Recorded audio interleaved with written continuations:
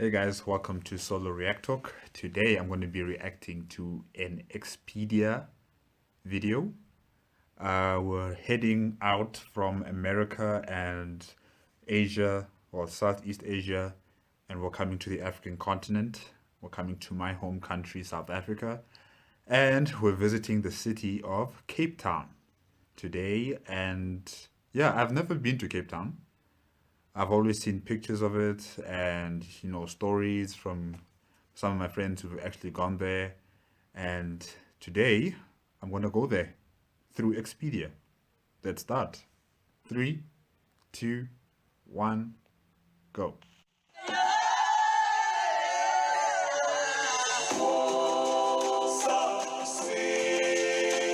Colorful Cape Town is one of the most multiracial cities in the world. The city sits on South Africa's Cape Peninsula, where the waters of the Atlantic and Indian Oceans converge, and spectacular mountains tumble towards the sea.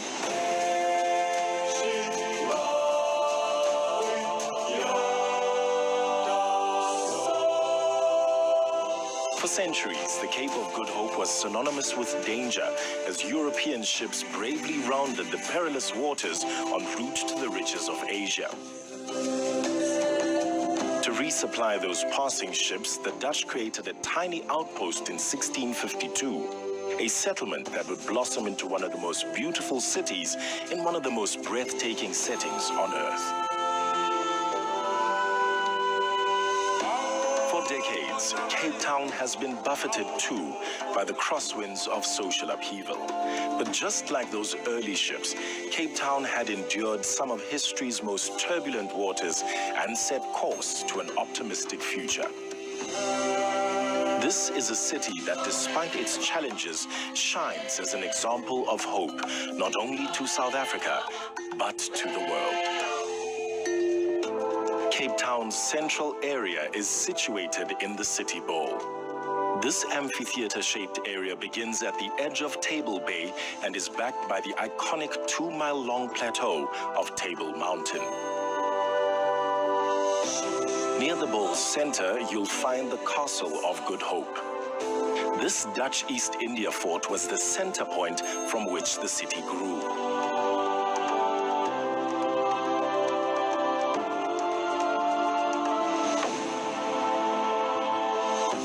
Nearby, visit Company's Garden, whose rich soils were cultivated to provide fresh produce for those early merchant ships.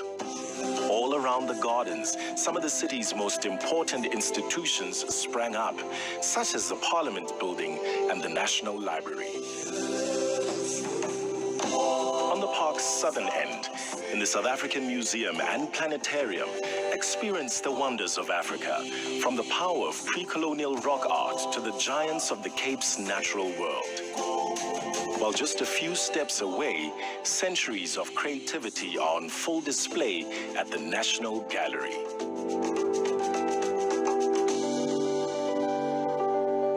Fusing both contemporary and old-world architecture, the nearby South African Jewish Museum stands as a tribute to a community that has done much to shape the country.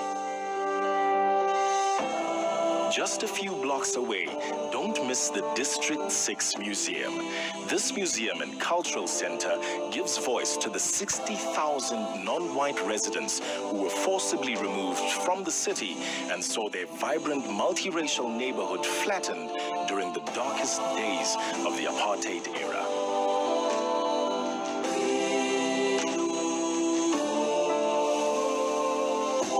Thankfully, one neighborhood that was spared from apartheid's wrecking ball is Boerkaap. Despite decades of racial segregation, traditional Cape Malay culture proudly continues amid the row houses and cobbled streets of this incredibly colorful hillside suburb.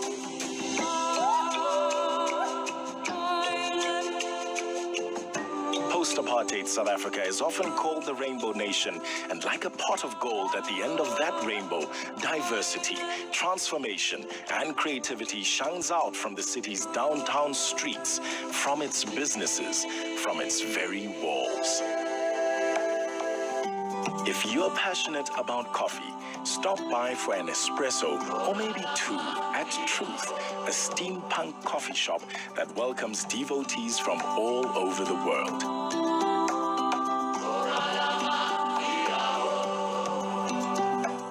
Once you've had your caffeine fix, wander along Long Street, where elegant Victorian architecture, fashion, and food collide, creating one of the mother city's buzziest streets. When the coffee wears off, sit on a balcony with an ice-cold beer and watch the world slip by below.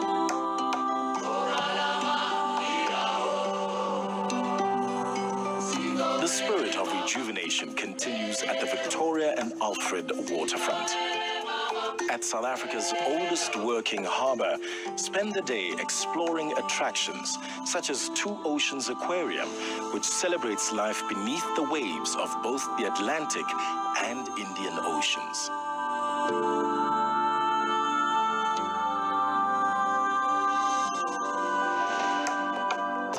The waterfront is also the gateway to one of the world's most infamous prisons, Robben Island. Journey across the waters of Table Bay to experience the damp prison walls and windswept yards, and to listen to stories told by former inmates. For 3 centuries, this was a place of exile, largely unknown by the outside world, until 1964, when the anti-apartheid revolutionary Nelson Mandela was imprisoned here for 18 years. A visit here is a reminder of just how far South Africa has traveled on the long road to freedom. Mandela would one day rise to become more than South Africa's first black president. He became the father of the nation and inspired countless millions around the world. Mandela once said that it was the presence of Table Mountain across those 4 miles of water that inspired him throughout his long years on Robben Island. Wherever you are on the Cape, Table Mountain is there, a beloved landmark that helps locals and visitors alike to find their way. The closer you get to the mists of Table Mountain, the more its spirit can be felt. At Kirstenbosch Botanical Gardens, gaze up at the mountain's eastern face. Then explore South Africa's many biomes and the Boomslang Walkway, which snakes its way through the Arboretum canopy. From the gardens, take one of the walking trails up the mountain or climb aboard the cableway for the spectacular ride to the viewing area. From here, take in the views of Signal Hill, Devil's Peak, and Lion's Head, all the way out to Robben Island and beyond.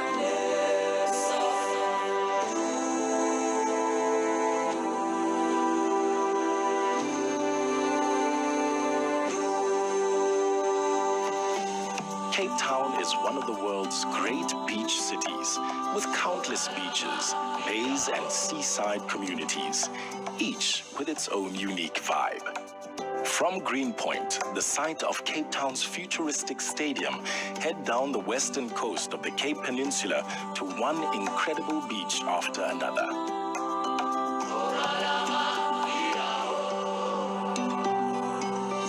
Starting at the city center, the wide promenade of Milton Beach is a great place to stretch your legs. A little further south in Clifton, some of the country's most expensive homes spill down from the peninsula to the 4 beaches below, each one separated by falls of granite boulders which offer great shelter on windy days. While a house at Clifton will set you back millions, the views of the sparkling Atlantic, Lion's Head, and the 12 Apostles are just as they've always been, free.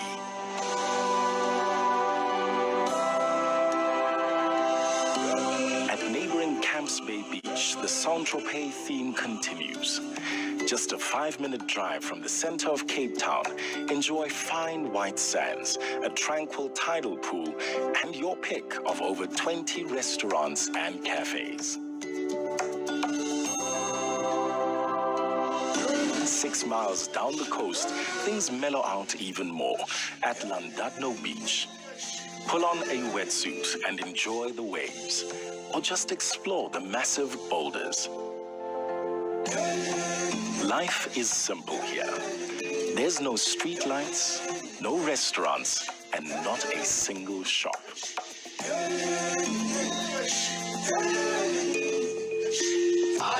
When your belly starts to grumble, pop around the headland to the fishing village of Hout Bay. Cool off with a craft beer. See what's cooking at the markets. Then hang out with locals down by the tuna and crayfish boats.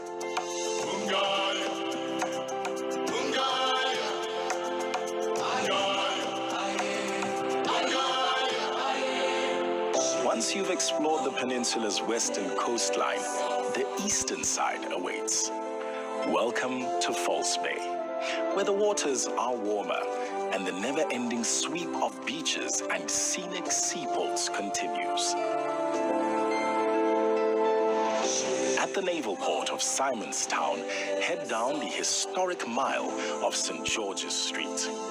Soak up the nautical spirit, say hello to a much-loved sea dog, and explore the alleyways and lacy Victorian buildings along the way. Don't leave Simonstown until you've visited Boulders Beach, one of the few places in the world where you can get close to endangered African penguins.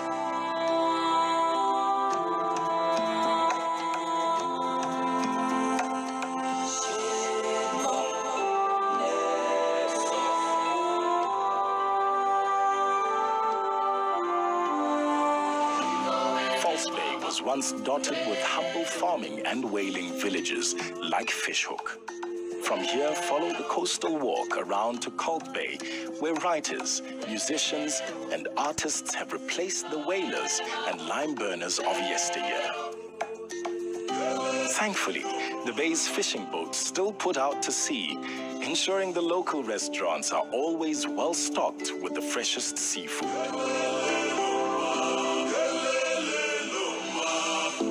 When it comes time to drag yourself away, head to neighboring St. James, known for its colorful Victorian bathing boxes and grand old houses, which reflect the splendor of the early diamond and gold mining era. Right next door, the mood changes again at Muizenberg, home to some of the most laid-back vibes in South Africa. With its warm, shallow water, it's the perfect beach for families. And if you've ever wanted to surf, this is the place to learn. Muizenberg is, after all, the birthplace of South African surfing. While the beach at Muizenberg can get packed in summer, you'll find plenty of cool escapes in the streets of this arty village. From here, over 12 miles of fine sand stretch all the way around to historic Gordons Bay. Just around the corner at Kogel Bay, the only sounds you'll hear are the pebbles and shells rolling in with the incoming tide.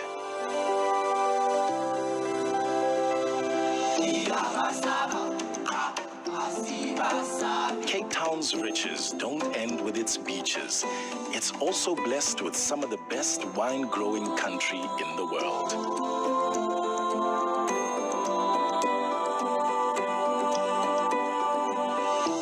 The Cape's first vines were planted in companies' gardens in 1655 to help those passing sailors ward off scurvy. But the roots of the nation's winemaking industry really took hold just 20 minutes drive away in the suburb of Constantia. In the late 1600s, hundreds of vines were planted here, along with rows of oaks to shield them from the harsh Cape winds. From here, those vines spread far beyond Cape Town into a region now known as the Winelands. Choose from 18 different wine routes centered around historic villages and towns, and discover vast vineyards in settings that will take your breath away. Many of the estates are characterized by historic Cape Dutch-style manners, as well as restaurants and tasting rooms where you can savor the very essence of this fertile land.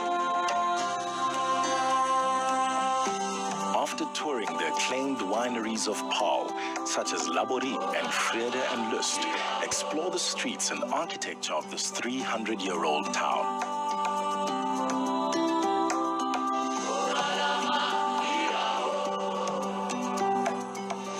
High above Paarl stands the Taal Monument, which celebrates the language of Afrikaans, a language that was forbidden during the bitter aftermath of the Anglo-Boer War in 1902. The Stellenbosch wine route, South Africa's oldest, offers more than 150 tasting rooms across 200 vineyards.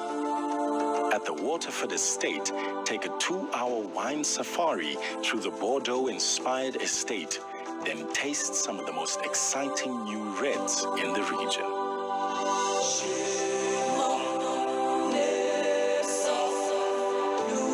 Just a 30-minute drive from Stellenbosch and only 50 from Cape Town is perhaps the most beautiful wine route of them all, the Franschhoek wine route. Fleeing religious persecution in 17th century Europe, 200 French Huguenots came to this valley and created paradise. Today, Franschhoek is considered the food and wine capital of South Africa. At Boschendal, one of the country's very first estates, the influence, style, and passion of the French is everywhere. It also lingers in the town itself, in the galleries, the museums, and in the memorial, which depicts a female figure casting off the cloak of oppression and gazing towards an optimistic future. Before you head back to Cape Town, head up Franschhoek Pass, one of the Cape's most scenic drives. High in the Montreuil Nature Reserve, soak up the views of the valley below and wander hillsides filled with proteas, a flower first discovered on the Cape and now cultivated all over the world. In local tradition, the protea represents transformation, courage, and hope. Cape Town is a city which shares the same soil, so it's not surprising that it embodies those same qualities too. But Cape Town is more than just a single flower. It's a garden. From its earliest days as a resupply station for passing sailors, through the bitter harvests of the apartheid era, this is a garden where hands of every color have planted seeds of hope and have held the fruits of freedom. So come and savor the colors, hope, and freedom of Cape Town.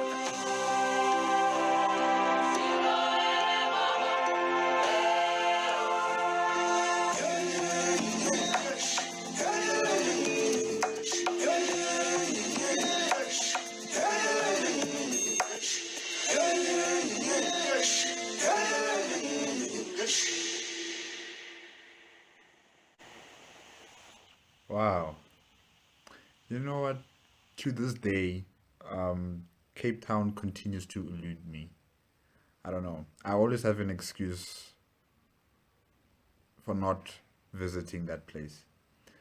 Um, it's a very beautiful city, very beautiful suburbs and what is it, countrysides and beach suburbs area and tourist attractions, the museums, the art galleries, the city itself. Definitely, it's a very beautiful tourist attraction, and it is also, I wouldn't necessarily say it's on my list, but it definitely is a place that I should visit before I think about going anywhere else on the continent or in the world, around the world. So before I leave one of these days, I don't know when would it be precisely, I'll have to visit Cape Town. Like I've visited all these other major cities in the country. I have to, and experience as much of it as possible, because I can see there's a lot of activities to do there. and wine tasting. That is something that I might want to really get myself into. Yeah, Cape Town, South Africa. All I need now is money. You know, I always say this at the end of each and every single Expedia video that I react to. I need money.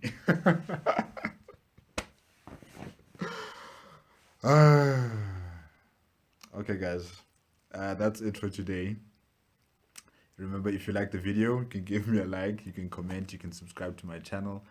You can also click on the notification bell if you want to be up to date with my latest videos. And if you have the opportunity to go to Cape Town, take it with both hands, visit, enjoy, eat as much as you can, travel to all the scenic areas, all the points of interest, and write a story about it. You know, we need more good stories about these cities that we all visit, you know. We need more good stories. So visit, write it up, post it, YouTube, wherever, and let us also enjoy your experience. Okay, guys, that's it. Bye bye.